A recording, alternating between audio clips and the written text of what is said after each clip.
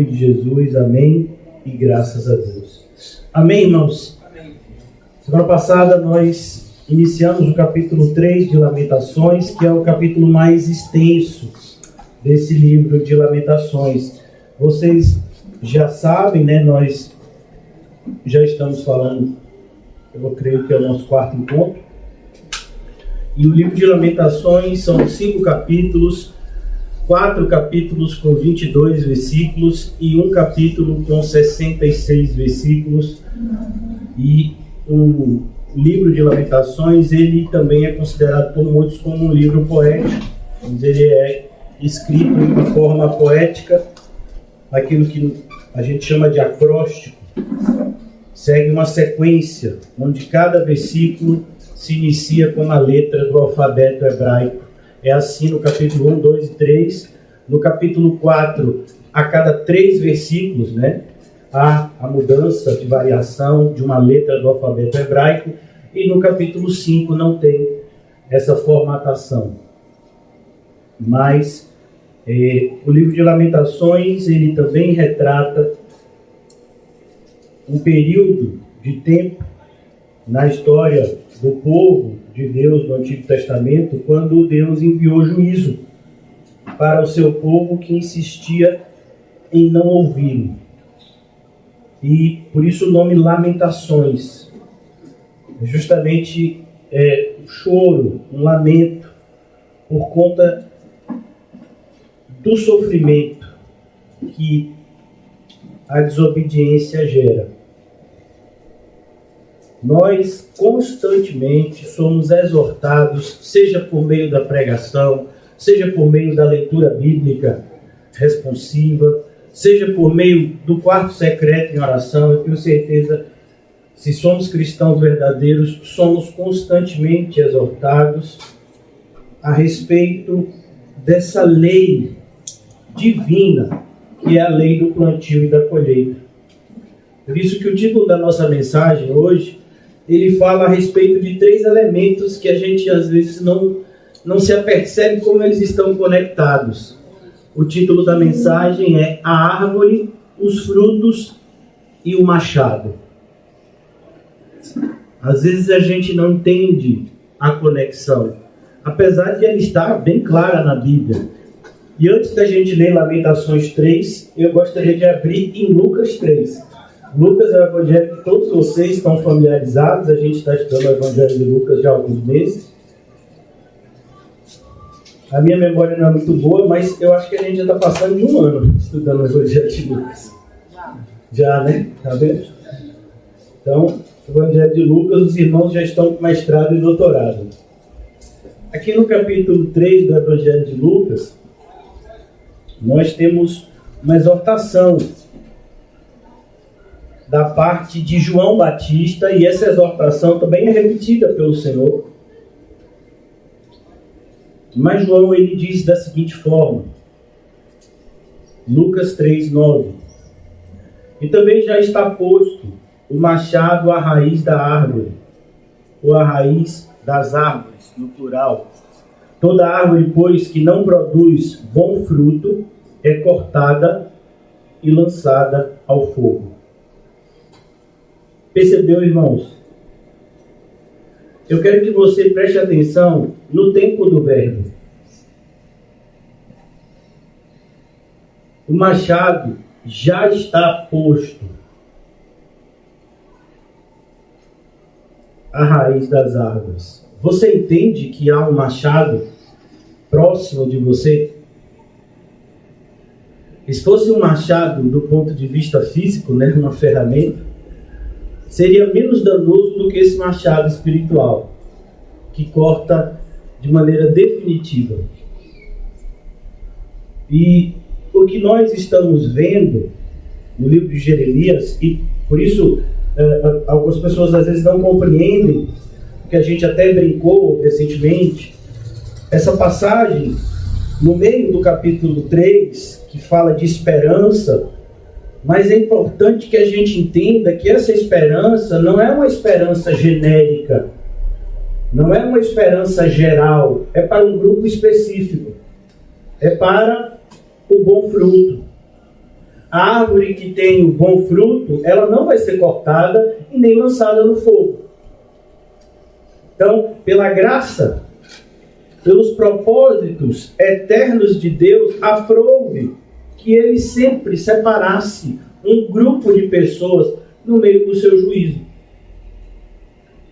Deus poderia destruir o mundo inteiro e ele seria justo, porque todos somos pecadores, mas ele escolheu salvar alguns. E é para esses alguns que há esperança. É nesse grupo que nós esperamos estar inseridos. Mas esse grupo, ele tem características. Características que identificam a árvore boa com o bom fruto. Jesus, ele é bastante enfático. E ele diz, não pode a árvore boa dar um fruto ruim. Ela não pode dar. Assim como não pode a árvore ruim dar um fruto bom. Por que Jesus fala isso? Porque nós somos muitas vezes levados pela aparência. Mas a árvore é boa, parece ser boa. Não era assim a aparência da árvore do conhecimento do bem e do mal? Que Adão e Eva comeram? Então, às vezes, a gente também pode ser levado pela emoção. A árvore é ruim, o fruto é ruim, mas vai que lá na frente dá um fruto bom. Não pode. A árvore ruim nunca vai dar um fruto bom. Pode passar o tempo que for. Mas a nossa emoção muitas vezes não aceita isso, né? Eu não estou falando que o Senhor não pode regenerar as pessoas. O que eu estou dizendo é que Deus não vai salvar pessoas que não se arrependem. Isso eu posso dizer e afirmar com toda ousadia, porque a Bíblia me autoriza a fazer isso. Sem arrependimento não há salvação. A Bíblia diz que o que confessa e deixa alcança a misericórdia. E o que encobre as suas transgressões nunca prosperará. Por isso que é importante, quando a gente vê o livro de Lamentações, a gente, como eu disse aos irmãos, a gente vê o capítulo 1, 2, e até o próprio capítulo 3, uma série de expressões muito fortes, né, de sofrimento. Aí, de repente, a gente tem aqui, a partir do versículo 22, a esperança aparecendo, e a gente diz, aí, tá vendo? Essa parte eu quero para mim. Mas assim, como você sabe que é para você? Você é que tipo de árvore? Porque se for a árvore ruim, é o que está lá dentro, anterior. Essa esperança não existe. Antes da gente entrar propriamente aqui no texto, irmãos, hoje a partir do versículo 22, eu gostaria de abrir com vocês no que a gente chama, né, alguns pastores e estudiosos chamam essa parte de 1 de João de prova de fé. A gente que está num período, né, onde as pessoas estão fazendo prova, né? Recentemente teve prova do Enem, prova de vestibular. Quem está na escola, na faculdade, está fazendo prova. Então vamos fazer uma prova aqui na igreja. Vamos ver se a gente é crente. Essa prova é a mais importante da nossa vida. O apóstolo João escreveu a sua primeira carta, ele sendo o último apóstolo vivo, diante de uma igreja que enfrentava várias dificuldades, inclusive os ataques dos falsos mestres, pregando heresias e desviando muitas pessoas, como Jesus predisse. Aí em 1 João, o apóstolo, ele agora quer mostrar para a igreja qual é a diferença que nós devemos buscar na nossa vida, em primeiro lugar. E também em relação às pessoas que andamos, porque as más companhias pervertem os bons costumes. Então a gente tem que tomar cuidado, em primeiro lugar com a gente. O pecado do outro não me manda para o inferno. Mas se eu andar com pessoas que vivem abertamente em pecado, há uma responsabilidade da minha parte, de ser participante do erro deles. Mas eu não fiz nada, foi ele que fez. Mas e por que está andando? Tem que ter separação entre luz e trevas. Foi Deus que fez essa separação desde lá da criação. Aqui no capítulo 2 do Evangelho de João, olha que coisa. Como inicia o capítulo 2? Filhinhos meus. Como ele fala com carinho, né? Filhinhos meus. Hoje, se a gente chama alguém de filho ou filha na fé, tem gente que diz assim, olha para isso, que pessoa orgulhosa, pai só tem um que é Deus. Pessoal, não tem muito estudo bíblico não, né? Por isso que a falsa humildade é pior do que o orgulho aberto. Filhinhos meus, estas coisas vos escrevo para que não pequeis. Se todavia alguém pecar, temos um advogado junto ao Pai, Jesus Cristo, o justo. Ele é justo. Só Ele. Mas a gente tem Ele como nosso advogado. Mas de que forma? Quando a gente se arrepende e se volta a Ele em arrependimento. Jesus Cristo não vai advogar a sua causa enquanto você estiver pecando. Não existe essa possibilidade. Ele é a propiciação. Propiciação significa tornar propício ou reconciliar partes que estão em oposição pelos nossos pecados, e não somente pelos nossos próprios, mas ainda pelos do mundo inteiro. A ideia mundo inteiro, mais uma vez, não fala de todas as pessoas do mundo, mas pessoas de todo o mundo. Não há uma limitação geográfica para o Evangelho, nem étnica, nenhuma limitação de linguagem, mas pessoas de todos os povos, línguas e nações serão alcançadas e salvas. Pelo poder de Deus, essa é a vontade do nosso Senhor. Ora, sabemos que o temos conhecido por isso, se guardamos seus mandamentos. Aí já começou. A boa árvore faz o quê? Faz o quê? Guarda os seus mandamentos. Ele é bem direto. Sabemos. Lembra que a gente falou isso ontem nesse verbo? Sabemos que todas as coisas cooperam para o bem. Romanos 8, 28. Aqui sabemos que o temos conhecido por isto, se guardamos os seus mandamentos. Se a gente voluntariamente decide não guardar os mandamentos de Deus, muito pelo contrário, adulterá-los, como é que a gente pode criar uma esperança de sermos de Deus? Vou continuar, não vou fazer uma exposição pormenorizada, aqui é só para a gente ter uma ideia do que de fato é ser alcançado pela misericórdia do Senhor, é ser um vaso de misericórdia, diferente do que é um vaso de ira. Aqui no capítulo 2 ainda, versículo de número 9. Aquele que diz estar na luz e odeia o seu irmão, até agora está nas trevas. Olha, quem odeia outra pessoa está nas trevas. Mais uma característica que difere essas duas árvores, a boa e a má. Aquele que ama o seu irmão permanece na luz, e nele não há nenhum tropeço. Aquele, porém, que odeia seu irmão está nas trevas, e anda nas trevas e não sabe para onde vai, porque as trevas lhe cegaram os olhos. Olha o que a raiva, o rancor e o ódio fazem com qualquer pessoa. Cega. E aqui no versículo 12, filhinho, eu vos escrevo porque os vossos pecados são perdoados por causa do seu nome. Que nome? Nome de Jesus.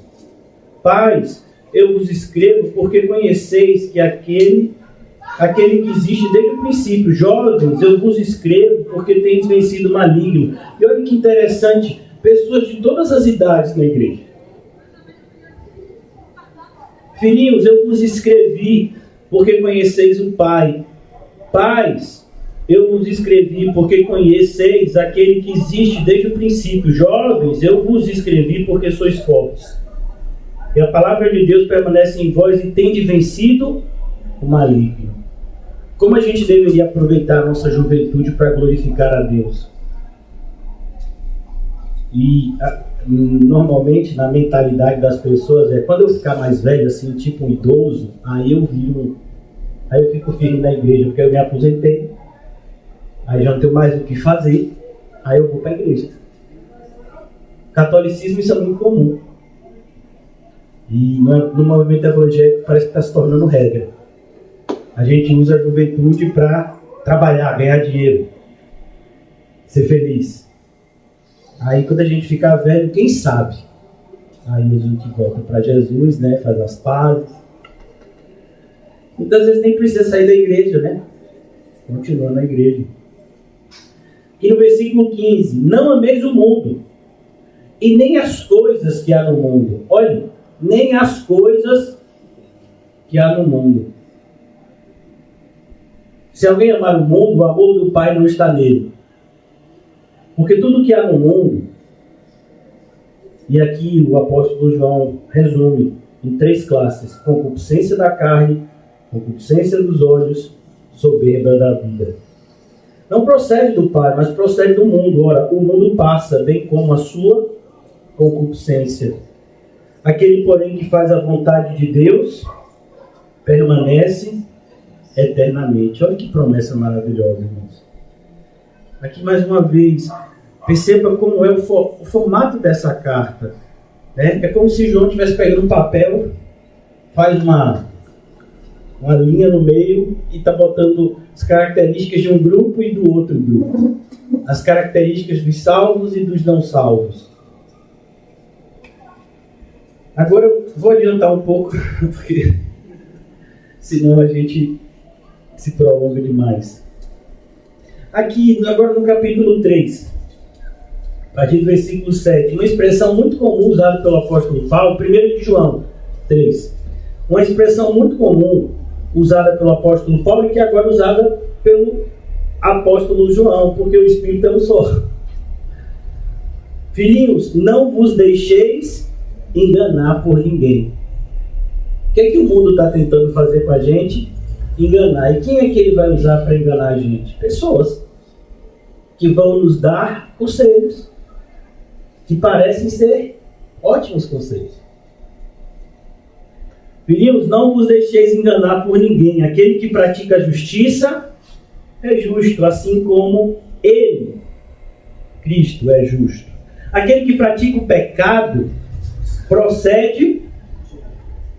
E como é que a gente, na igreja, às vezes, a gente é mal visto porque fala isso? A gente diga a ele, né, o pastor: irmão, tal pessoa que está vivendo assim, que está fazendo isso abertamente, essa pessoa está sendo influenciada pelo diabo. Ah, pastor, não faz assim não. É um irmão, uma irmã nossa, uma pessoa assim de Deus. Mas como assim de Deus? Se a pessoa está vivendo abertamente em pecado, se a pessoa às vezes já foi até exortada algumas vezes, insiste até em justificar o pecado, como você vai dizer que essa pessoa é de Deus ou está agindo por Deus? É assustador, irmãos, mas essa prática tem se tornado comum nas igrejas, da gente passar a mão na cabeça do pecador no sentido: e aí, continue fazendo seu pecado, Deus vai, no final das contas, Deus não vai considerar você como transgressor. Ele é amor. Era isso que pensava o pessoal lá na época de Jeremias. Que Deus nunca ia permitir que a cidade de Jerusalém fosse invadida, que Deus nunca ia permitir que o templo fosse queimado e destruído, que Deus nunca ia permitir que o seu povo fosse novamente escravizado. O povo acreditava nisso. E deu o que deu. E a igreja hoje evangélica andando na mesma direção. Parece que as nossas ações nunca trarão as consequências respectivas. E quem às vezes aconselha ainda é visto como inimigo. É o caso do apóstolo João aqui. Aquele que pratica o pecado procede do diabo, porque o diabo vive pecando desde o princípio. Para isso se manifestou o Filho de Deus, para destruir as obras do diabo. O remanescente fiel é aquele que vai conseguir resistir no poder de Cristo. Todo aquele que é nascido de Deus não vive na prática do pecado. Percebeu? Aqui há uma diferença. Não está dizendo que você não pode tropeçar. Você pode tropeçar. Você vai tropeçar, provavelmente. Mas o cristão que tropeça, ele rapidamente se levanta e continua na caminhada. Ele não fica caído. ele não se sente confortável caindo.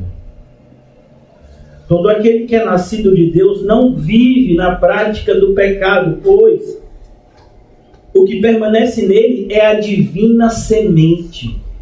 A ideia aqui é o Espírito Santo que a gente recebe no início da nossa caminhada, na regeneração, Deus morando em nós. Então, quando a gente cai, quando a gente se desvia, o Espírito Santo que habita em nós, ele vai lá e entristece. E o entristecer do Espírito Santo também se torna o nosso. E a gente não quer mais ficar naquela posição de cair, de desviar. Por isso eu olho com bastante temor pessoas que se afastam da igreja voluntariamente e permanecem afastadas por longo período. Todo aquele que é nascido de Deus não vive na prática do pecado, pois o que permanece nele é a divina semente. Ora, esse não pode viver pecando. Percebeu? Não pode. É como árvore boa. Não pode dar um fruto ruim. Um cristão regenerado, ele não vive pecando. Se ele pecar, ele vai se arrepender, porque o Espírito Santo de Deus está nele. Ele vai confessar e deixar essa evidência de que o Espírito Santo está nele ou nela. Nisto são manifestos os filhos de Deus. E aqui essa palavra manifestação é muito bonita, irmãos, no original. A palavra manifestação dá a ideia de mostrar. É como quando você tem, naquelas, sei lá, quando vai se inaugurar alguma coisa, aí se coloca uma espécie de pano, aí puxa o pano, né? A ideia de revelar é isso, é remover o véu. Então, a manifestação dos filhos de Deus. Os filhos de Deus devem ser luz. Deve ser visto por todos que você é filho de Deus. Nisto são manifestos os filhos de Deus e os filhos do diabo. Os filhos do diabo também são manifestos. Percebeu? Às vezes a gente diz, mas não tem como diferenciar, irmão. Pode fazer isso não. A pessoa é boa. Boa. A pessoa é crente, só porque ele se afastou um pouquinho, está um pouquinho desviado, vivendo em pecado, cheio de rancor, ódio, amargura. Não tem nada a ver. Tem nada a ver, né? Tem nada a ver a pessoa viver desse jeito, né? Realmente, né? Então aqui o apóstolo João está fazendo essa diferenciação. Os filhos de Deus são manifestos, os filhos do diabo também. E a gente tem que saber diferenciar. Todo aquele que não pratica a justiça não procede de Deus. Mais uma vez, justiça aqui, irmãos, está falando de justiça social. Está falando de justiça no sentido de julgamento. A gente já viu que a justiça dos homens é injusta. Né? Justiça aqui está falando de arrependimento e fé, que é o que justifica o homem. Nós já vimos isso lá no versículo 7. Não se deixe enganar, aquele que pratica a justiça é justo, assim como ele é justo. E aquele que pratica o pecado, procede. Então, a oposição aqui está entre justiça e pecado. E não justiça e injustiça. No sentido social e até, no sentido civil, penal, sei lá.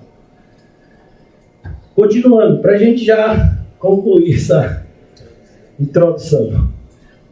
Porque a mensagem que ouvistes desde o princípio, o apóstolo Paulo, quando está ensinando a gente sobre a ceia do Senhor, ele diz, o que eu entreguei a vocês é o que eu também recebi. O capítulo 2, se eu não me engano, do livro de Atos, está lá. E perseveravam na doutrina dos apóstolos. Então, é desde o princípio, não tem mudança no Evangelho. O Evangelho é o mesmo. Paulo vai além, em Gálatas ele diz, se ainda um anjo vindo do céu, ou até nós mesmos, apóstolos, se trouxer outro evangelho, é anátema. Então não tem, é o mesmo, desde o princípio. É esta que amemos uns aos outros. Não segundo Caim. Olha, irmãos, essa passagem aqui, ela é esclarecedora. Lá em Gênesis, a gente só lê que Caim chamou Abel para o campo. Você acha que Abel iria para o campo se soubesse que ia ser morto? Percebe a dissimulação de Caim? Está chamando para o passeio. E aí, vamos se divertir junto, a gente é irmão. Mas a intenção de Caim era o quê? Matar Abel. Só quem não sabia era Abel. Assim são os falsos crentes. Eles nutrem um ódio crescente em relação aos verdadeiros crentes. Há uma inimizade natural entre o descendente da mulher e a descendência da serpente. Porque a mensagem que ouviste desde o princípio, versículo 12, não segundo Caim, que era do maligno. Você percebe agora?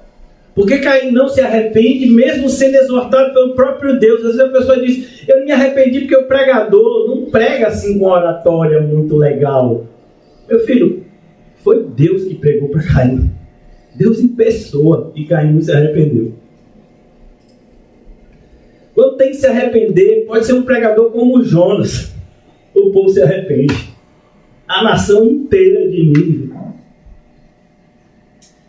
Aqui ele diz, Caim era do maligno e assassinou a seu irmão. Deixa eu dizer uma coisa muito séria. Toda pregação é séria. Mas todas as pessoas que saem da igreja, todas as pessoas que voluntariamente deixam de ofertar, de dizimar, deixam de cumprir as suas responsabilidades enquanto corpo de Cristo e voluntariamente se voltam para o mundo, para a satisfação dos seus deleites, essas pessoas estão, no seu íntimo, tentando matar os verdadeiros crentes. Não tem meio termo. Ou você está ajudando o evangelho a prosperar, ou você está tentando fechar a porta que Deus abriu. Não tem meio termo. Percebe como é sério, irmão?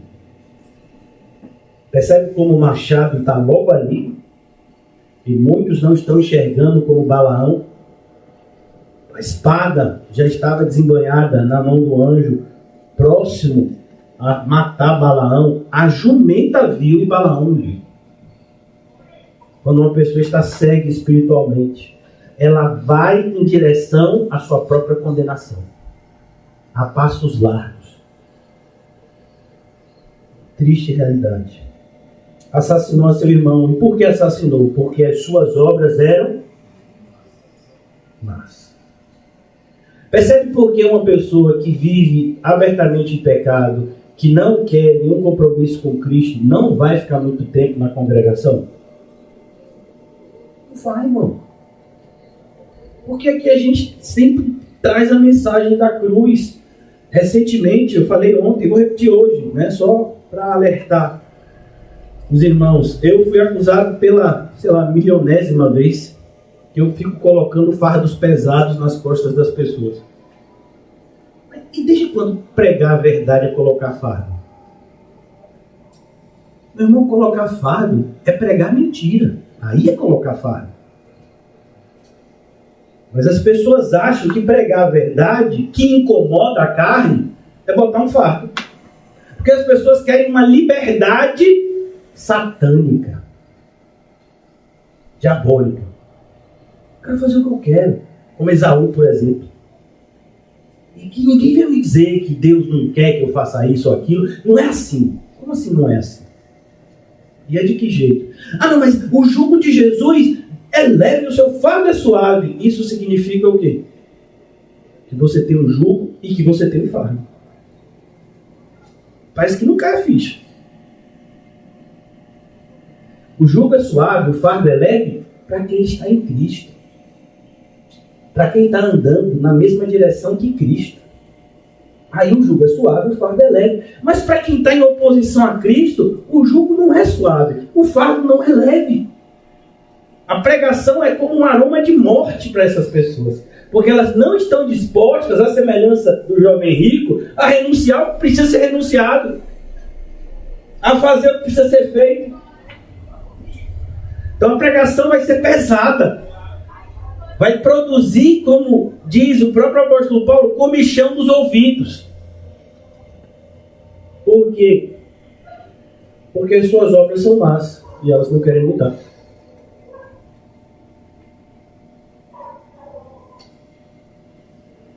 E as do seu irmão eram justas. Olha a diferença da vida de Caim para a vida de Abel. Irmãos, não vos maravilheis se o mundo vos odeia. Olha que coisa. Aqui essa palavra maravilhar, não ache isso coisa espantosa, coisa, diferente. É a natureza do mundo odiar a luz. E nós somos a luz. Deveríamos ser. Nós sabemos que já passamos da morte para a vida porque amamos os irmãos. Aquele que não ama permanece na morte. Todo aquele que odeia o seu irmão é assassino. Olha que coisa. Assassino não é só tirar a vida de alguém. Odiar alguém já é assassinato. Assim como o adultério. Você não precisa consumar o ato para ser adúltero. Você pensou pensamentos impuros, já é considerado como tal delito. Ora, vós sabeis que todo assassino não tem a vida eterna permanente em si. Não tem. Não tem. Como é que a gente chega numa igreja no ano de 2022 lutando pelo posse de armas? Que loucura, né? Como a pessoa quer andar armada? Para matar o outro? Mas ele não pode matar ninguém. Nisto conhecemos o amor que Cristo deu a sua vida por nós e devemos dar a nossa vida pelos irmãos. Você está vendo a repetição da expressão irmãos? Ele está falando de criatura, não. Ele está falando de irmãos. E aqui é uma diferença. Há uma diferença monumental entre irmãos e o mundo. Inclusive nessa carta a gente já falou até ontem. O mundo inteiro já é maligno, mas nós somos irmãos. Irmãos fala de família. É aquilo que Jesus fala lá, quando ele está em uma casa pregando. A minha família são aqueles que ouvem e obedecem. Esses são a minha mãe, meus irmãos e irmãs. Irmãos. Por que eu estou insistindo nisso? Porque eu tenho visto, numa igreja não longe daqui, pessoas tendo mais afabilidade, amabilidade em tratar os ímpios do que os irmãos. Tem gente que trata melhor o crente que está desviado, estou chamando de crente por compaixão e misericórdia, do que o irmão que está se esforçando em carregar a sua cruz e seguir a Jesus. Como é que pode isso, irmão? A gente pega um texto desse assim e fica constrangido. Olha para o ímpio que está vivendo um pecado aberto, que não quer nem saber de Jesus, que faz chacota de Jesus e do Evangelho, coitadinho. E o irmão que está sofrendo na igreja por renunciar, tomar a sua cruz e seguir a Jesus, falso crente fariseu. Olha o erro de diagnóstico. Olha o erro de visão. Hipócrita está lá na igreja e não é esse santo todo. Quem é que é esse santo todo? Eu não sou. Eu estou aqui para ser aperfeiçoado. Agora, uma coisa eu posso dizer, com todo compromisso diante de Deus, que é testemunha, que eu quero ser santo, que eu quero andar em santidade diante de Deus,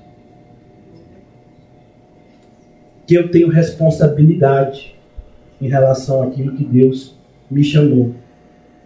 Então, isso eu posso dizer diante de qualquer pessoa com consciência tranquila. Por isso é tão perigoso, irmãos. Tão perigoso as más influências. As más influências vão entrando, vão falando, vão tentando disseminar dúvidas, colocar você contra a verdade, até o ponto que você diz, foi um filósofo ímpio que disse, a mentira, quando repetida várias vezes, se torna verdade. Um ímpio chegou a essa constatação. Versículo 19.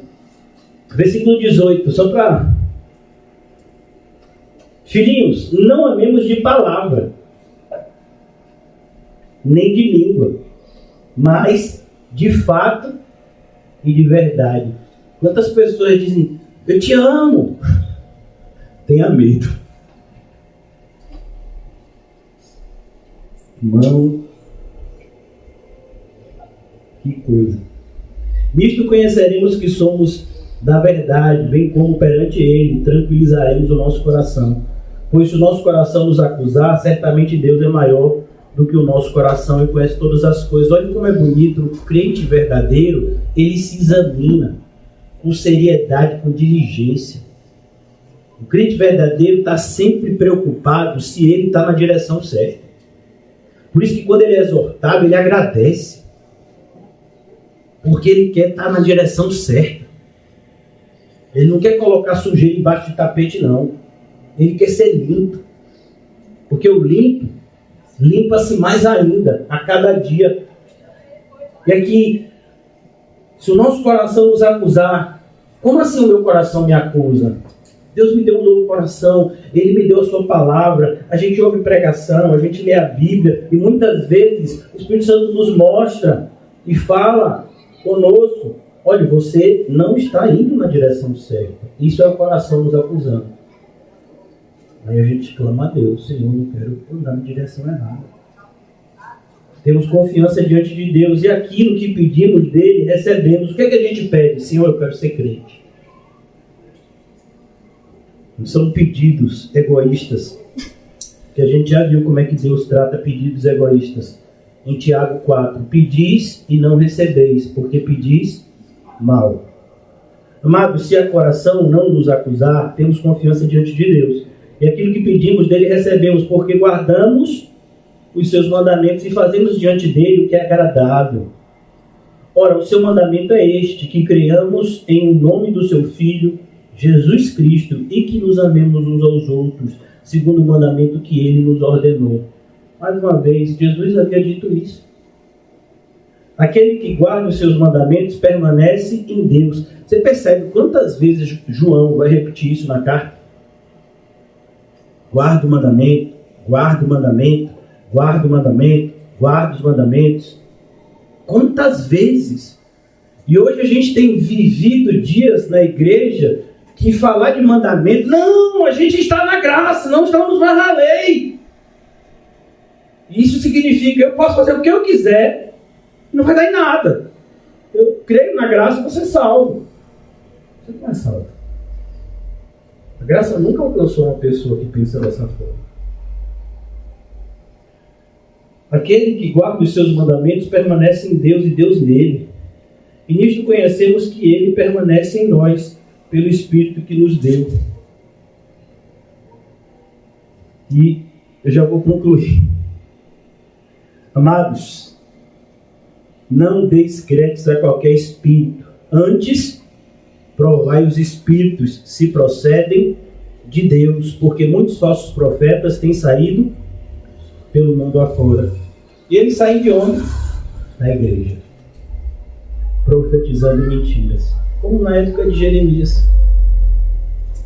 Os falsos profetas estavam lá, fazendo oposição àquilo que Jeremias falava. E quem o povo gostava mais de ouvir, Jeremias ou os falsos profetas?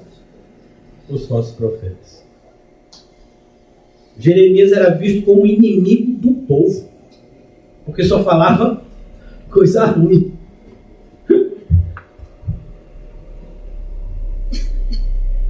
Lamentações, vamos lá? Eu não vou demorar muito não, irmãos. Mas é necessário que a gente faça essa exposição para evitar confusão. E como é que a gente vai ler um texto de Lamentações criando uma expectativa falsa? Como aqui no começo, as misericórdias do Senhor são a causa de não sermos consumidos. Quem é esse que não é consumido? A árvore que dá o bom fruto. Os verdadeiros crentes. Porque a árvore que dá o fruto ruim vai ser consumida sim. Vai ser cortada e lançada no fogo. Mas a gente pode pegar esse versículo e... Obrigado, Deus. Sabe. Oh, Senhor Jesus. Sabe.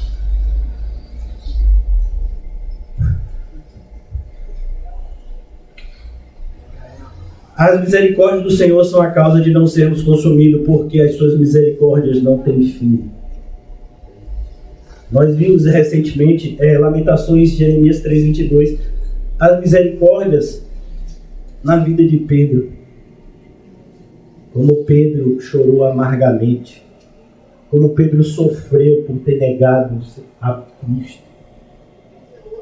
A misericórdia na vida de Paulo. Paulo, mesmo anos como apóstolo, ainda tinha dores por ter perseguido a igreja na época que ele era fariseu e conheceu São Jesus. Ele diz: e eu não sou digno de ser chamado apóstolo, porque eu mesmo persegui a igreja do Senhor. Não, Paulo, fala essas coisas não, isso está no passado. Não. Está no presente, por quê? Porque se eu não tomar cuidado, eu me torno uma pessoa ainda pior. Vocês já esqueceram o alerta de Jesus sobre a casa arrumada e vazia. Jesus olha para aquela geração dele, e diz: essa geração é como uma casa, onde o espírito maligno habitava. O espírito maligno sai dela, anda por lugares áridos, e fala consigo mesmo: voltarei para a minha casa, pois ela está adornada, ela está ornamentada, vazia. E voltando, traz consigo 7 outros espíritos. E o terror daquela casa é muito maior do que da primeira vez. E o Senhor completa dizendo: assim será com essa geração. Parece que esses alertas, irmãos, a gente quer deletar. Sabe? É como se a gente quisesse... A maioria dos evangélicos tem essa postura, eu espero que vocês não. É como se a gente quisesse selecionar na Bíblia coisas agradáveis. Porque sabe como é? O mundo já é tão difícil de viver no mundo, né? Problema financeiro, problema de saúde, problema social, pessoal. Então eu quero vir para a igreja, eu quero ser enganado. É como alguém que vai para uma peça de teatro de comédia. Quando você vai para uma peça de teatro de comédia, você quer fazer o quê? Chorar? Dar risada. Porque se você chorar, você vai para um drama. Não é assim? O pessoal... Não, eu quero ir na igreja, eu quero me sentir bem. Só os profetas entendem isso, por isso prepara todo o ambiente. A pessoa sai da igreja assim, então... suado. Cheguei assim tão consumido das coisas do dia, as promessas do Senhor me renovaram. A árvore má, como o boi que está sendo preparado para o churrasco. Você sabe como é a separação do boi? Os irmãos que são fazendeiros aqui, então vamos imaginar, o irmão Palmão tem uma fazenda em São Felipe. Eu falo isso sempre, do pastor, falo isso não pode que o povo acredita. Ele não tem fazenda em São Felipe não, eu fico brincando. Mas vamos imaginar que ele tivesse. Tem lá 100 gados. E aí, recentemente teve o casamento do filho dele. Imaginar que ele disse: não, no casamento de André eu vou matar um bezerro, vou matar um gado. Ele vai avisar para o vaqueiro meses antes. E aquele gado vai ser escolhido e vai ser separado dos outros 100. Por quê? Porque quanto mais carne, melhor. E para ter mais carne, ele tem que engordar. Então ele não vai mais andar para comer, a comida vai vir até ele. Ele não vai mais andar para beber água, a água vai estar lá. Ele vai ficar num lugar assim, ó, bem confortável, só para comer e beber e dormir, para ele ficar bem gordo. E aí ele está olhando para os outros 99 e está dizendo: eu estou no bem bom. Você está aí, ó, tendo que ir atrás do pasto aí, tendo que beber água lá embaixo, no açude sujo, e eu estou aqui no bem bom. E nisso está o vaqueiro amolando a faca, e você nem está vendo. O boi preparado para o dia da matança. São os ímpios. A Bíblia faz essa analogia, inclusive. Por isso que a gente tem que tomar cuidado. As misericórdias, irmãos, é a gente não ser tratado como ímpio. Lá no capítulo 12 de Hebreus, quem está sem correção é porque é um filho bastardo. Então não vai ser corrigido. Vai fazer coisas erradas, vai se dar bem até. Mas aquele que é de Deus é açoite, é disciplina. Esse negócio não de sucesso, filho de Deus, se o mundo odeia. As misericórdias do Senhor são a causa de não sermos consumidos. São essas misericórdias que não nos deixam ser enganados por aquele que engana o mundo inteiro. Os falsos profetas, falsos mestres se multiplicarão e farão sinais de prodígio tão grande que, se possível, enganariam os próprios eleitos. Por que não enganam os eleitos? Porque as misericórdias do Senhor não permitem. As misericórdias não têm fim, renovam-se a cada manhã. Aí você pensa, amanhã eu vou ser enganado. Deus não deixa. Você até quer. Às vezes você talvez não seja tão fraco quanto eu, né? Eu às vezes quero, irmão. Eu estava pensando comigo. Com certeza o diabo devia estar por perto. Eu estava pensando, rapaz, será que esse David Leonardo não está certo? Ele é amigo de Neymar. Neymar é gente boa. Não é não? Será que ele não está certo? Ele fala assim, as pessoas gostam. As pessoas pagam para ouvir ele. Será que ele não está certo? As pessoas se sentem bem ouvindo a ele. E quando eu prego, o pessoal fica com raiva, né? Quer me pegar?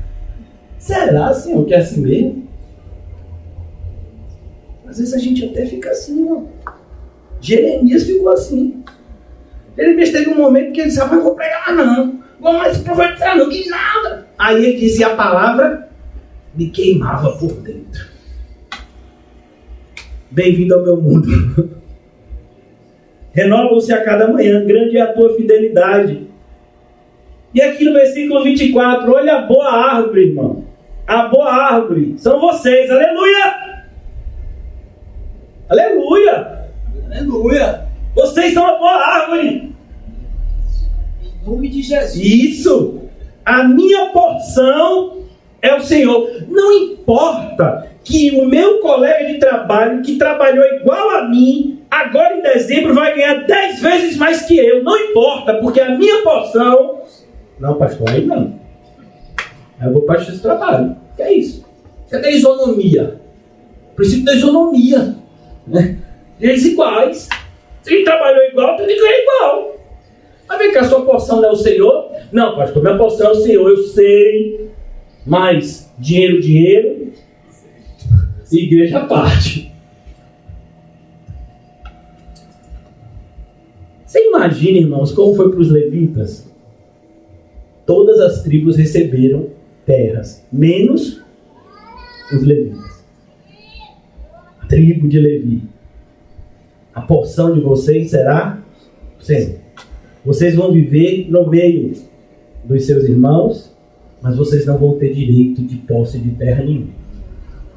Vocês vão aconselhar eles, eles vão ofertar, eles vão dizimar, vocês vão ser mantidos por isso. Mas vocês não vão ter nada. Tá certo, levitas? E hoje em dia o povo quer ser levita. Ah, então você está preparado para não ganhar nada? Não, aí não. Eu não sou levita, não. Sou cantor. Eu preciso ser cantor, porque cantor ganha alguma coisa, né? Levita não. Levita é a porção do Senhor, é assim? É? Ô, irmão, mas o cristão, a porção do Senhor também, viu? Só para adiantar. Nós somos sacerdócio real, nação santa, povo adquirido pelo sangue precioso de Jesus. A minha porção é o Senhor, diz a minha alma. Jeremias está dizendo isso, vendo a desolação da cidade. Hoje eu disse para os irmãos conseguir baixar o vídeo. Eu tenho um hábito muito chato, para alguns, né? Eu sempre gosto de saber o final, antes de terminar de ver o filme. Tem gente que não gosta, diz que o nome disso é spoiler, né? Pois pode me spoiler, que eu não acho ruim contar o final antes de eu assistir. Mas eu já tinha assistido Jeremias algumas vezes antes, mas tinha tempo já, esse filme de Jeremias. E no finalzinho do filme de Jeremias, ele olha assim para o templo destruído e ele diz, mas o Senhor ainda vai reconstruir esse templo. no coração das pessoas. Então é isso aqui que Jeremias está dizendo. Jeremias está olhando para aquela desolação, ele sabe que aquilo é duro de se ver.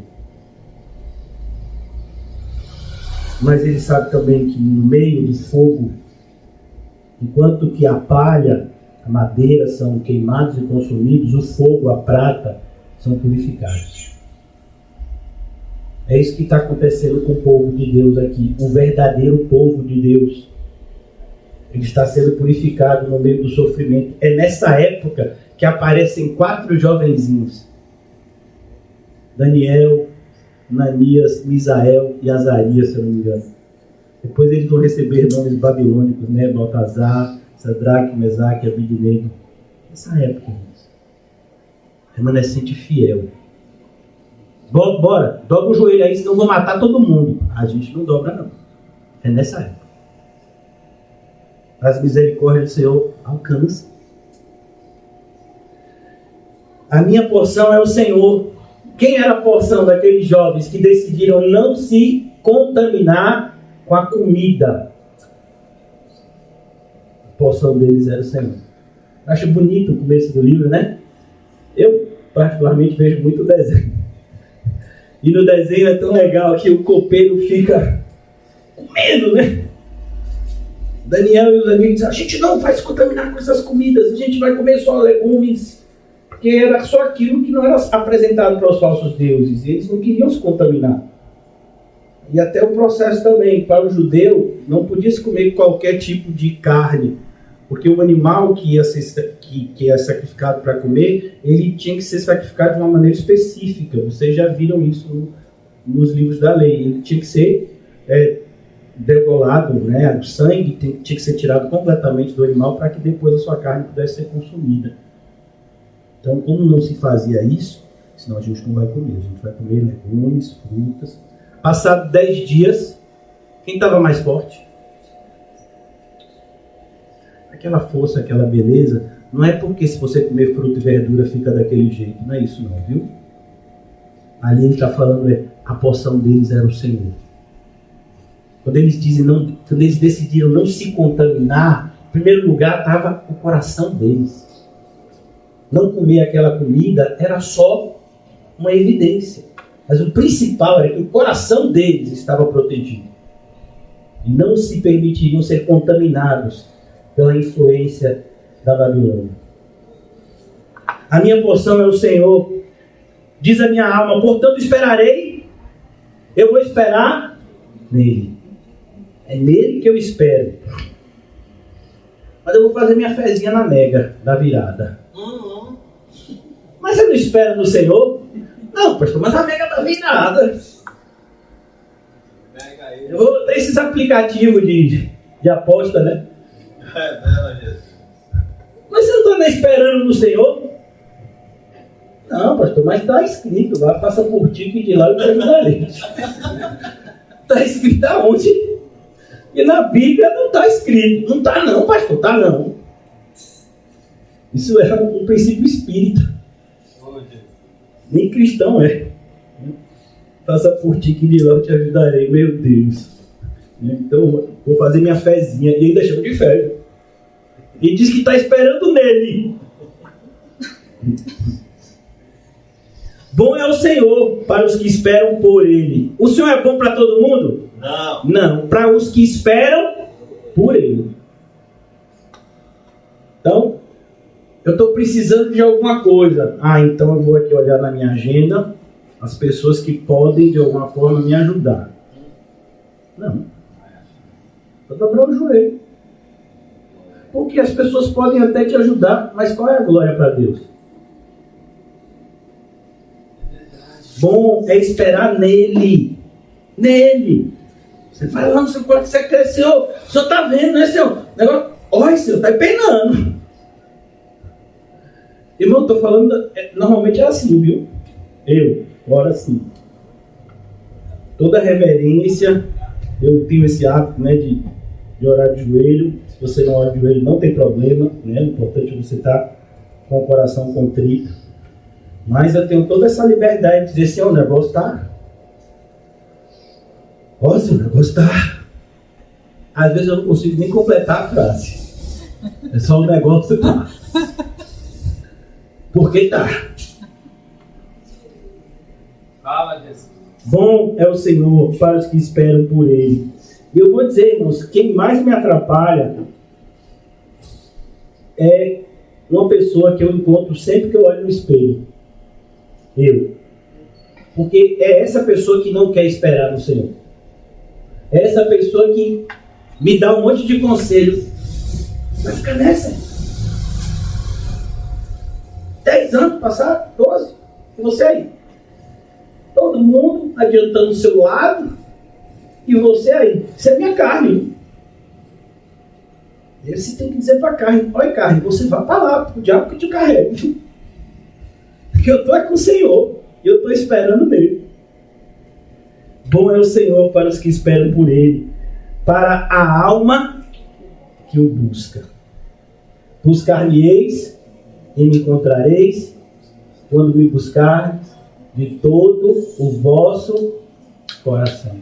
Sabe uma das coisas que mais nos impedem de buscar o Senhor de todo o coração? A vã confiança. A gente cria falsa expectativa em coisas. E aí a gente não se entrega com toda a confiança ao Senhor. E aí a gente atribui determinados fatos. Ah, não, isso aconteceu, por isso eu estou me dando bem. Não, é Deus. É sempre Deus. Do começo ao fim, é Deus. E a alma verdadeira busca Ele. Versículo 26. Bom é aguardar a salvação do Senhor. Olha que coisa. Irmãos, vocês já ouviram a desolação da cidade. A cidade está completamente destruída. Jeremias não está olhando aqui para um cenário bonito. Ele não está aqui olhando para uma imagem bonita, para uma paisagem bonita. Não, ele está olhando para uma cidade que já foi bonita, toda desmoronada e ainda com chamas, né, de fogo queimado. E ele está dizendo essas frases de confiança, mesmo na adversidade. Bom é aguardar a salvação do Senhor. E isso reclamando de tudo, aleluia, em silêncio. Irmão, quem aqui não murmura? Glória a Deus pela sua vida. Porque eu vou dizer uma coisa, irmão. Que dificuldade. Tem horas que a gente diz: eu sei que eu tenho que fazer isso, eu vou fazer, mas é só porque eu sou crente, né? Se eu não fosse... Você já murmurou. Você já voltou para o Egito com esse se eu não fosse. Já voltou para o Egito. Estou falando de mim, viu, irmãos? Quem se identifica bem, mas é só eu, viu? Que às vezes a gente passa por essas situações e o Senhor nos exorta. Meu filho, tem que ser em silêncio. Em silêncio aqui não é no sentido de algo assim, sem zoada nenhuma. A ideia de silêncio fala de você não se queixar. De você não sair por aí dizendo os seus problemas e suas mazelas, como se a sua vida fosse um calvário. Sua vida nem chegar perto de ser um calvário. Mas a gente muitas vezes fala do nosso sofrimento como se o nosso sofrimento, o nosso, é o pior de todos. Ah, se eu tivesse a vida, né, de fulano ou de fulano, era tão bom. Você sabe como é a vida de fulano e fulano? Bom é aguardar a salvação. Percebeu a palavra também que Jeremias usa? Salvação. Não é aguardar o sucesso. Não é aguardar o momento onde todos os seus sonhos serão realizados, aleluia. Aqui em Salvador, irmãos, lá no Porto, acho que é um dos, ou o maior, está entre os maiores, ou é o maior transatlântico do mundo. Está lá parado, ancorado aqui, né? no Porto de Salvador. Se eu não me engano, são 42 ou 32 andares. Você imaginou um navio que tem essa quantidade de andares? Você imaginou a diária de um navio desse? Tem gente que... é meu sonho. Então, bom é aguardar o Senhor para realizar esse meu desejo. O Senhor não é o gênio da lâmpada. Quem realiza desejo é o gênio da lâmpada. Aí você tem que assistir o filme de Aladim. O gênio da lâmpada é que você faz assim, ó. Aí você tem 3 desejos. E escolha bem, viu? Porque só é 3. Ou são 3. Parece que Jesus é o gênio da lâmpada. Eu sempre sonhei que o meu casamento fosse assim. Oh, Senhor Jesus. Aí o gênio da lâmpada, olha, você já gastou muito. Parece que a gente trata Jesus desse jeito. Jeremias está dizendo o contrário. Não, eu estou esperando a salvação. Amém. Eu estou esperando nas coisas do mundo, não. Eu estou esperando no alto. Glória a Deus. Porque se já ressuscitamos com Cristo, buscamos as coisas que são do alto. Amém. Mas parece que a igreja se satisfaz com as lentilhas ou as bolotas. Versículo 27. Bom é para o homem. Olhe a repetição. Percebeu como esses 3 versículos começam com a palavra bom? Primeiro, bom é o Senhor para os que esperam por Ele. Bom é aguardar a salvação do Senhor. Bom é para o homem suportar o jugo da mocidade. Se você é jovem, meu filho, aguente. Oh, glória. Olha, irmãos, alguns anos atrás, eu sei que tem algumas pessoas que recentemente reclamaram, né? Quando eu falo alguma coisa, né? Dou meu exemplo. E eu acho tão interessante, né? Quando você dá o exemplo de alguém, algum irmão, aí a pessoa reclama porque expôs o irmão. Quando você dá o seu exemplo, a pessoa também reclama. É igual na época de Jesus, né? As pessoas falam de lamentações e ninguém chora. As pessoas cantam música e ninguém ri, ninguém se alegra. O negócio é reclamar. Então, quando a gente vê suportar o jugo da mocidade, alguns anos atrás, eu orava e eu ouvi a voz do Senhor muito claramente, como ouço a voz de qualquer um de vocês que fala comigo. Meu filho, você tem que ser forte. E eu estava pensando comigo assim, tem que ser forte no sentido de que tem que ser forte espiritualmente. Não, você tem que ser forte. Eu sou forte, sim. Não, eu sou forte por quê? Porque você tem que suportar determinadas coisas. O cristão, irmãos, é o único tipo de gente que suporta o que ninguém suporta. O apóstolo Paulo apanhou o suficiente para matar umas 10 pessoas. Ele apanhou sozinho o suficiente que dá para matar 10 pessoas. É açoite, é pedrada, é chicote, tudo que você imaginar. Você tem que ser forte. Você vai ficar doente. Você vai ter todos os motivos, humanamente falando, para não fazer mais, mas você tem que ser forte. Doença, fraqueza física não é motivo. Eu falo isso, irmãos, porque eu não sei se vocês ficam, né? Mas eu, particularmente, como cristão, fico constrangido com o testemunho, né? De muitos ímpios, né? Que hoje se tornaram essa profissão que está muito dinheiro, chamada de coach.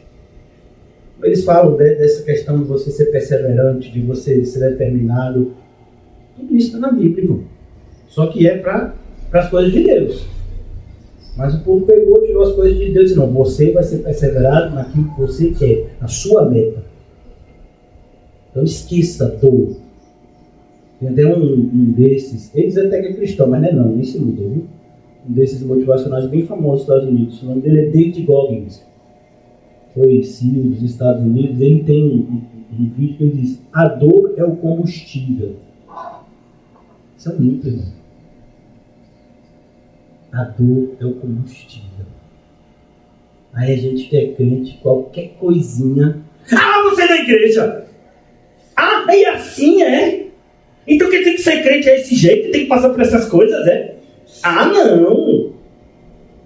Ah, pastor, você não sabe o que eu estou passando. Foi? Pareceu uma espinha no nariz. Umas futilidades, umas banalidades. E as pessoas, e quando a gente exorta, a pessoa ainda se sente ofendida. Ofendida. Então, cuidado, irmãos. Cuidado. Você tem um jugo a suportar, porque você ainda é jovem. Eu, particularmente, tenho 43 anos, mas considero jovem ainda, para suportar muitas coisas.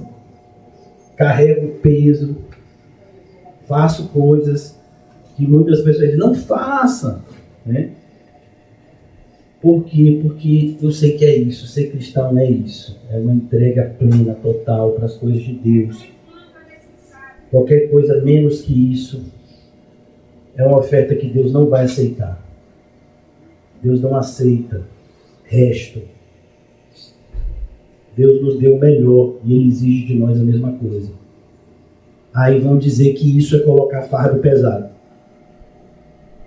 Então, meu filho, você vai ter que inventar uma outra Bíblia. Porque está lá. O fardo leve, o jugo suave é renuncie a tudo, tome a sua cruz e me siga. Para quem é leve isso? Para quem é crente. Se você não for um crente de verdade, isso vai ser uma palavra dura para você. Renunciar a tudo. Quem ama seu pai, sua mãe, sua mulher, filho, esposa, sua própria vida mais do que a mim, não é digno de me seguir. Não, o jugo tem que ser suave, o fardo é leve. Para quê? A separação de pessoas a gente não faz. Muitas pessoas têm se relacionado com a Bíblia de uma maneira muito perigosa. Como se a Bíblia fosse um livro de autoajuda. Ela não é um livro de autoajuda. Eu acordei muito bem, eu quero ver uma palavra de esperança. A Bíblia não é para isso. A Bíblia é uma mensagem de Deus para o seu povo. Uma mensagem. Os 66 livros, uma mensagem. Você tem que conhecer a Bíblia. Aí você conhece a Bíblia e você tem esperança, você tem amor, você tem paz, você tem tudo. Você tem que conhecer tudo. Não pode se relacionar com a Bíblia como as pessoas têm feito, como se fosse um livro de autoajuda. Ah, eu quero me sentir melhor, vou procurar um texto aqui na Bíblia, vou para os Salmos. Cuidado, porque tem salmos que são mais duros. Então é preciso, irmãos, que a ficha caia. Por quê? Porque é o remanescente fiel que será salvo. Ainda que os descendentes sejam como as estrelas do céu e a areia do mar, só o remanescente fiel é que será salvo. Bom é aguardar, bom é para o homem suportar o jugo da mocidade. É difícil ser um jovem na igreja, é difícil, e é para ser difícil mesmo. É difícil, porque as tentações são tantas, os convites do mundo são tantos, a cobrança, irmãos, é um absurdo. Não sei se vocês já presenciaram, mas hoje em dia, às vezes, a criança tem 12, 13 anos. E aí, você vai ser o que quando crescer? Ó, já tem que focar. Tem que falar no mínimo 2, 3 idiomas. Para quê? É para evangelizar? Não. Para ter um bom emprego. Pressão.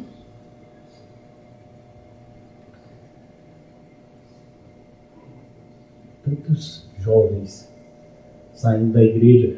Quando não saem da igreja, por quê? Porque as igrejas se tornaram mundo.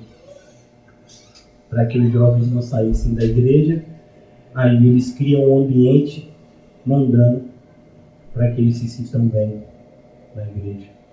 A maioria das igrejas tem feito. essa loucura. Igreja é para quem é santo, se santificar mais ainda. Igreja não é para um mundano se sentir bem.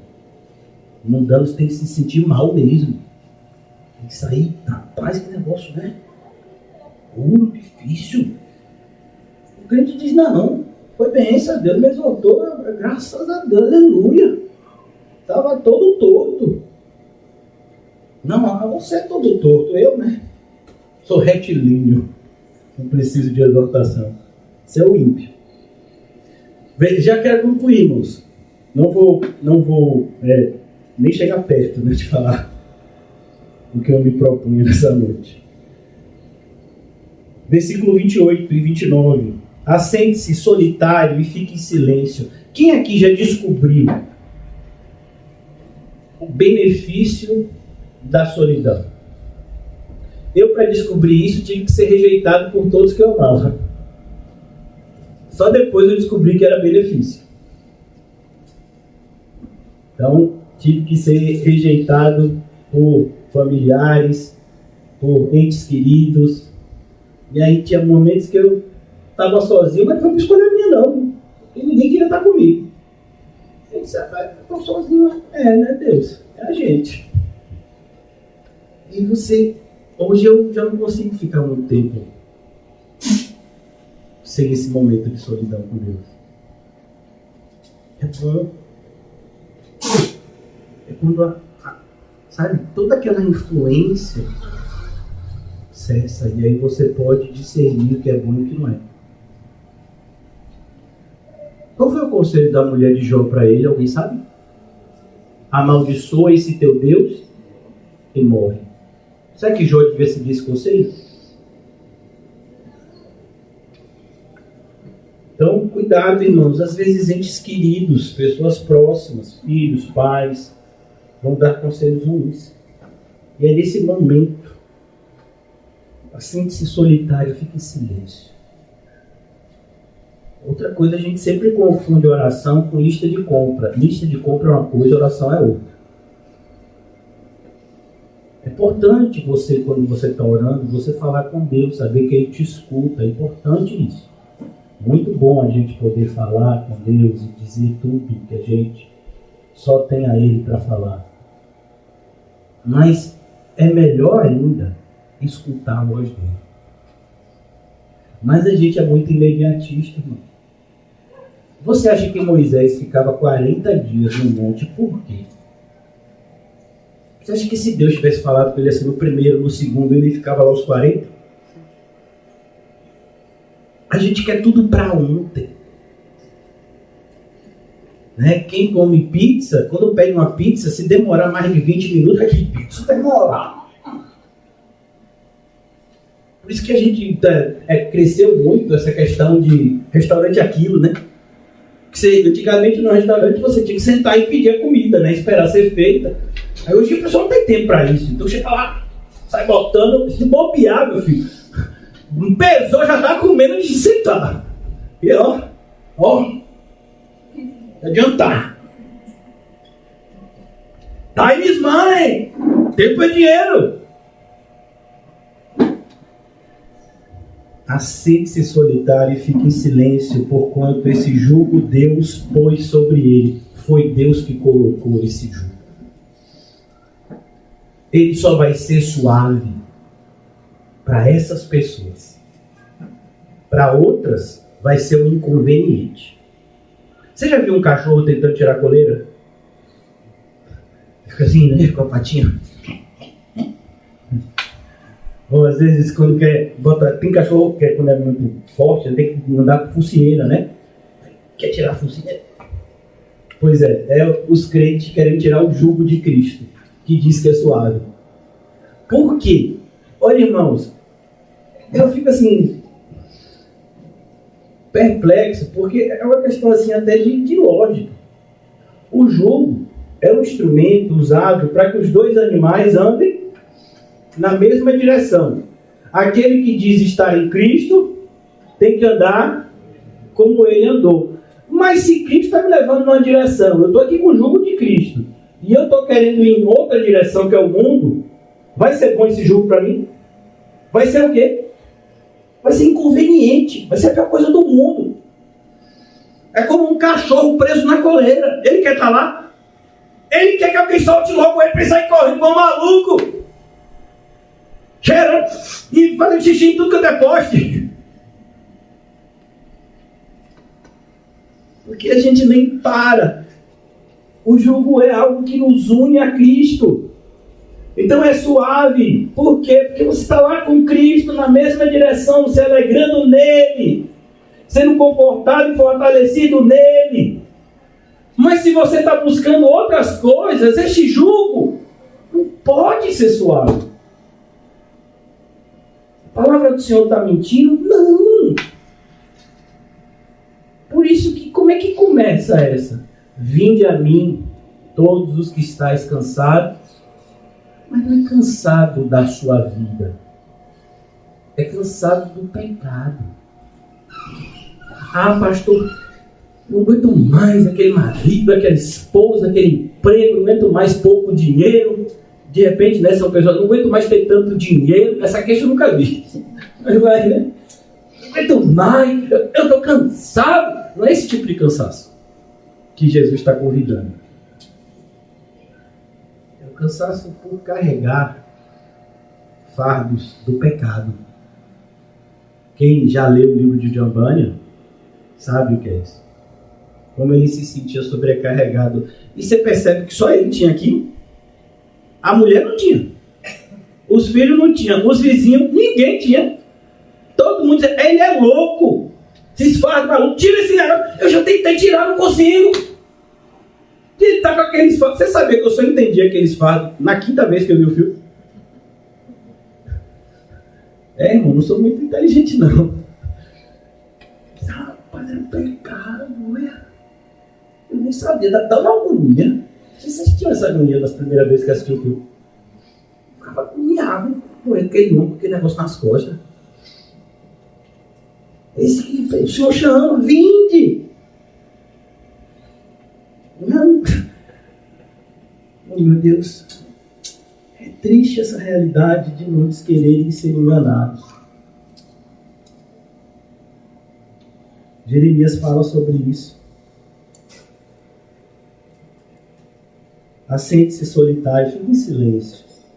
Porquanto esse jugo Deus pôs sobre ele, põe a boca no pó. Sabe essa expressão? Essa expressão é de um escravo que tomou uma surra. Aí ele botava a boca no pó para o seu dono parar de espancar. Dando sinal, a surra já foi suficiente. Você sabe onde é essa expressão? É essa. Às vezes a gente pensa que pôr a boca no pó é fazer uma oração, né? Um pouquinho mais inclinado. Não, meu filho, é alguém que tomou muita pancada. E aí ele bota a cara no pó no sentido, já não aguento mais. Já foi o suficiente. Põe a boca no pó. Talvez. Talvez. Ainda haja esperança. Deus não é obrigado a salvar ninguém. A gente é que clama na esperança que Ele nos salve. O apóstolo Paulo vivendo uma vida de crente, décadas como crente, como apóstolo. Ele dizia, eu tenho esperança de ser salvo. Claro que você vai ser salvo, você é apóstolo, você é super crente. Você viu o céu, Paulo? É graça. Ele só vai me salvar por graça. Se eu for salvo, é graça. Põe a boca no pó. E eu quero concluir aqui, irmãos, chamando a gente para essa reflexão. Começar de mim, é lógico. Será que já foi suficiente ou a gente ainda quer apanhar mais um pouquinho? Porque assim, é pra gente ser crente, irmão. Está na hora da gente ser crente, da gente se identificar com os irmãos da fé e não com os filhos do diabo. Esse negócio de desejar as mesmas coisas que os filhos do diabo e se achar crente.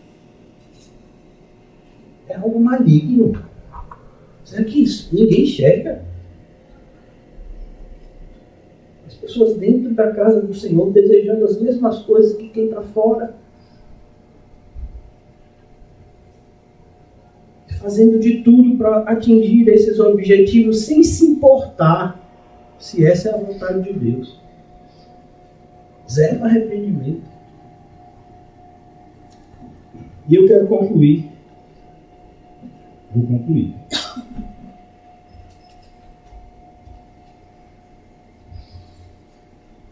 Com o aviso de Jeremias, anos antes. Capítulo 5 de Jeremias. Capítulo 5, versículo 30. É uma passagem que toda vez que eu leio, eu me tremo assim. E ao mesmo tempo me dá vontade de chorar. Porque a gente vê uma atualidade, como isso é atual, como isso é o hoje da gente. Coisa espantosa e horrenda se anda fazendo na terra. Olha que coisa. Na terra aqui, entenda-se, no meio do povo de Deus. Porque o povo de Deus era uma nação naquela época, a nação de Judá. A essa altura aqui, o reino de Israel já havia sido destruído. Já estava todo mundo misturado lá. Já haviam surgido os samaritanos naquela região. E só o reino de Judá que ficou ali, com a capital em Jerusalém, com o templo. E é isso, essa terra que Jeremias está dizendo, coisa espantosa e horrenda se anda fazendo na terra. Os profetas profetizam falsamente. Os púlpitos são pregações mentirosas.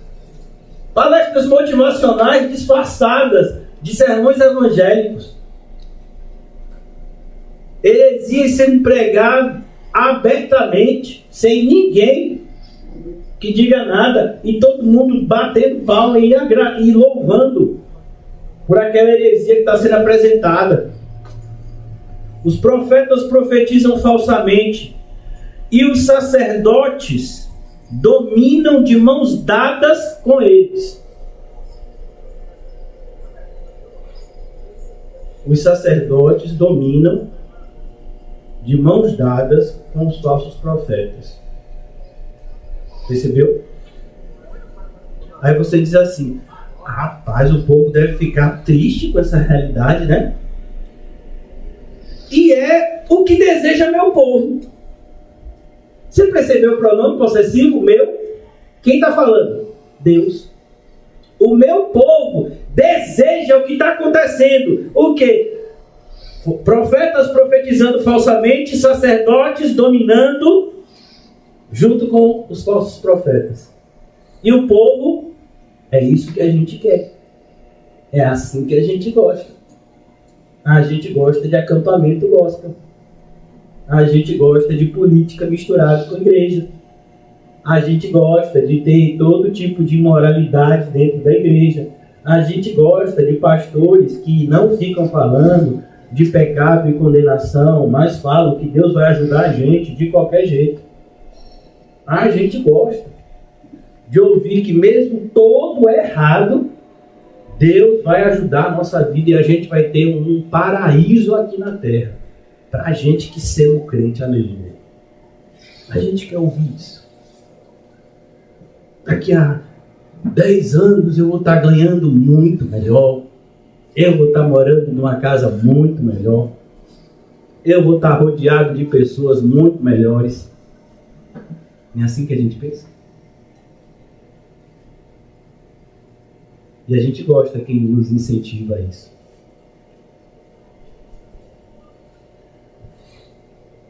E é o que deseja o meu povo. Porém, o que farei quando estas coisas chegarem ao seu fim? Chegou. O livro de Lamentações é o resultado disso daqui, ó.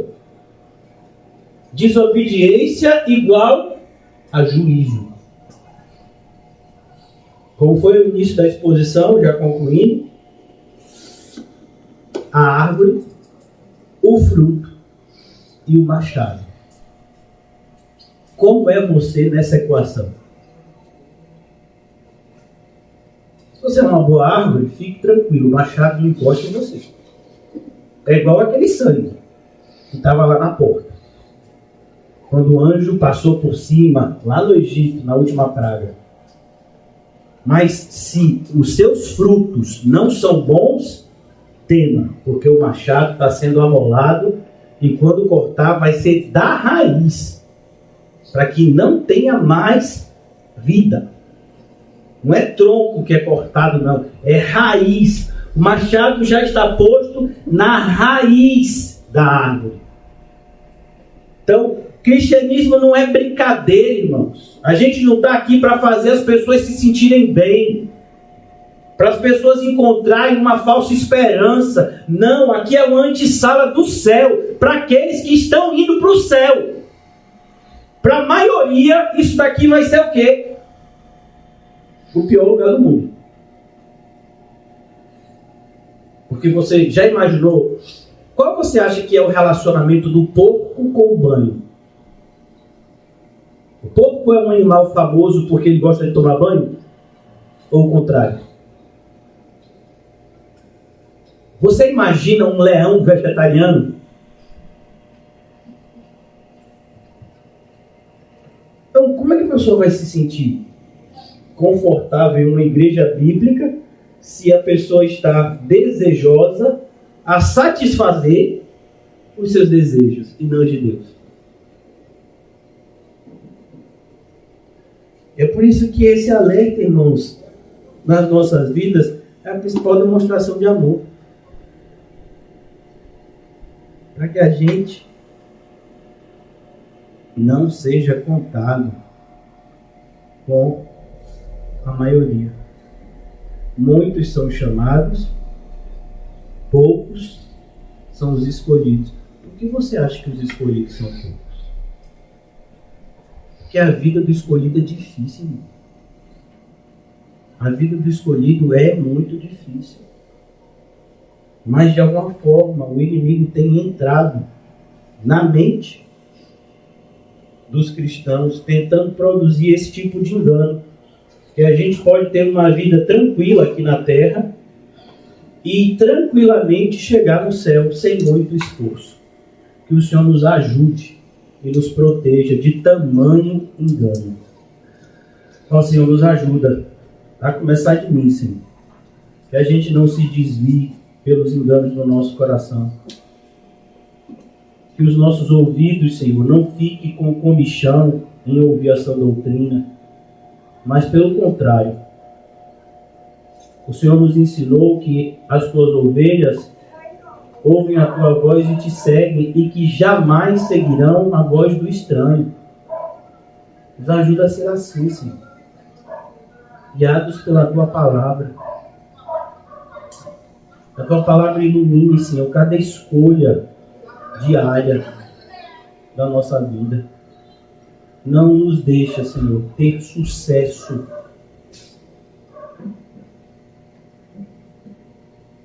naquilo que nos afasta de Ti, Senhor. Assim também, Senhor, nós oramos que o Senhor não nos permita que a gente venha se fatigar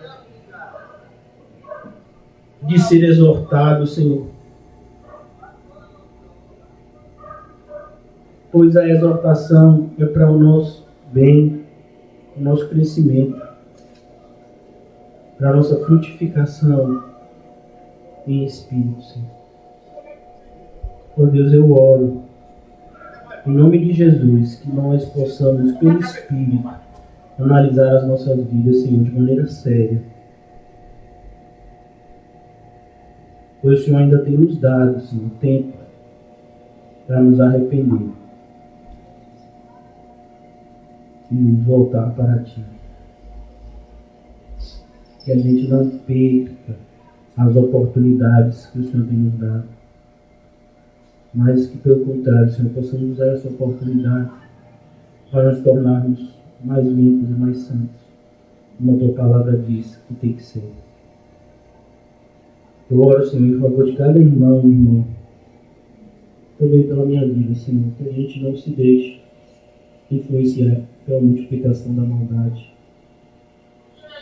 Ó Deus, se eu ou algum irmão ou irmã tem guardado mágoa no coração, que esse sentimento maligno saia agora, Senhor. Não haja lugar para nenhum sentimento de raiva, ódio, amargura na nossa mente e no nosso coração, para que o amor de Cristo reine em nós completamente e possamos amar ao Senhor em primeiro lugar e ao nosso próximo como a nós mesmos. Na Tua palavra, Senhor, nos ensina. Mais uma vez eu te agradeço, Senhor, por essa oportunidade preciosa de sermos ensinados e que nós, nessa noite, possamos estar, Senhor, com o coração aberto para aprender, para começar de novo e praticar. Ajuda-nos, Senhor, a nos arrepender e darmos frutos dignos de arrependimento, para que a luz que o Senhor fez brilhar em nós possa alcançar a plenitude e que aqueles que buscam ao Senhor Jesus possam vê-lo por meio das nossas vidas santas. Em nome de Jesus. Amém. E graças a Deus. Amém, irmãos. Que Deus abençoe a todos vocês.